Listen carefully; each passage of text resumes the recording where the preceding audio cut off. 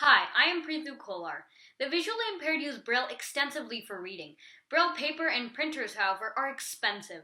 There are refreshable Braille displays, RBDs, available in the market, but they tend to be very costly, usually a few $1,000s. This is because they have individual actuators for each Braille pin that requires power continuously to hold the pins in place. This puts them out of reach for most blind people.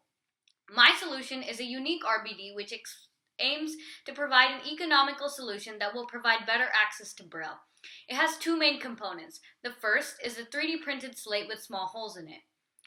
In each of the small holes are Braille pins which are held up or down by friction. The second component is the printing head, which presses down certain pins to form Braille characters on the slate.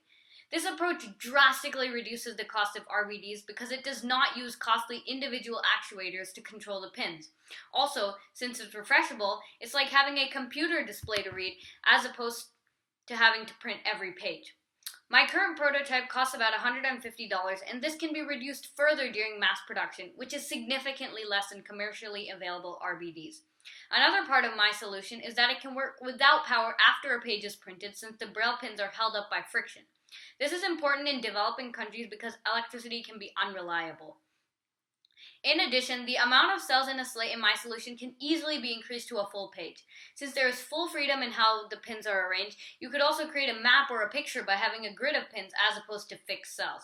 This is unique only to my RBD. I came up with this idea after talking to my grandmother, who volunteers at a Braille center in India. She was telling me about how expensive Braille printers and paper are. This got me thinking about how I could make something refreshable so that paper wouldn't be a problem, like a computer display for the blind. I believe that my RBD can help many more blind people have better access to Braille.